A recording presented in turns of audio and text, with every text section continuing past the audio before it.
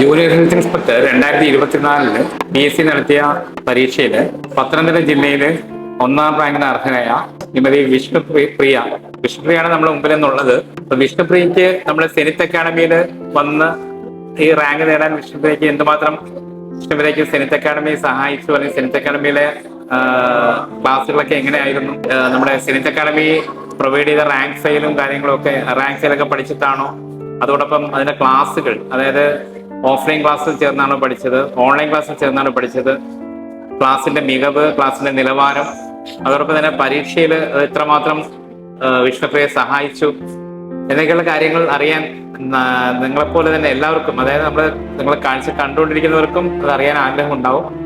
അപ്പൊ വിഷ്ണുപ്രിയയുടെ അനുഭവങ്ങൾ നമുക്ക് കേൾക്കാം. ഞാൻ വിഷ്ണുപ്രിയയോട് ചോദിക്കുകയാണ്, ഈ നമ്മുടെ സെനിത്ത് അക്കാഡമിയിൽ വരാനുള്ള സാഹചര്യം എന്തൊക്കെയാണ്? ഞാൻ പ്രസന്റ് സലാം ഇൻസ്റ്റിറ്റ്യൂട്ട് കൊല്ലത്താണ് പഠിച്ചത്, ഈ ഒരു കോഴ്സ് പഠിച്ചത്. അത് കഴിഞ്ഞിട്ട് മെഡിക്കൽ എഡ്യൂക്കേഷൻ ഒരു എക്സാം ആണ് എഴുതിയത്. മെഡിക്കൽ എഡ്യൂക്കേഷൻ എക്സാമിന്റെ ടൈമിലാണ് ഒരു കോച്ചിങ്ങിന് പോകണം, നല്ലൊരു റാങ്ക് മേടിക്കണം എന്നുള്ളൊരു രീതിയിൽ ഫസ്റ്റ് ഞാൻ അന്വേഷിച്ചപ്പോൾ ആദ്യം അറിഞ്ഞൊരു ഇൻസ്റ്റിറ്റ്യൂഷൻ എന്ന് പറയുന്നത് സെനിത്ത് ഇൻസ്റ്റിറ്റ്യൂട്ട് ആണ്. എൻ്റെ ഫ്രണ്ട്സ് ഒക്കെ പറഞ്ഞത് സെനിത്തിൽ തന്നെ പോകാനാണ് പറഞ്ഞത്. ഞാൻ ഓൺലൈൻ കോച്ചിങ്ങിനാണ് ഫസ്റ്റ് ജോയിൻ ചെയ്യുന്നത്. അപ്പം 6 മാസത്തെ ഓൺലൈൻ കോച്ചിങ് ആയിരുന്നു. അപ്പൊ അതിന് എനിക്ക് വളരെയധികം യൂസ്ഫുൾ ആയിട്ടുണ്ട് ഓൺലൈൻ കോച്ചിങ്. അതുപോലെ തന്നെ PDF നോട്ട്സ്, അപ്പൊ അതൊക്കെ വളരെയധികം എന്നെ ഹെൽപ്പ് ചെയ്തിട്ടുണ്ട് പഠിക്കാൻ വേണ്ടിയിട്ട്.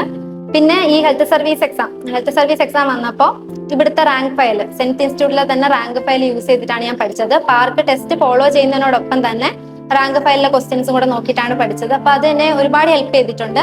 റാങ്ക് ഫയലിൽ നിന്ന് കുറെ അധികം ക്വസ്റ്റ്യൻസ് ഈ ഒരു എക്സാമിന് ചോദിച്ചിട്ടുണ്ട്. അപ്പം അതുകൊണ്ട് തന്നെയാണ് എനിക്ക് ഒരു ഫസ്റ്റ് റാങ്ക് നേടാൻ കഴിഞ്ഞത്, പത്തനംതിട്ട ജില്ലയിൽ ഫസ്റ്റ് റാങ്ക് നേടാൻ കഴിഞ്ഞതെന്നാണ് ഞാൻ വിശ്വസിക്കുന്നത്.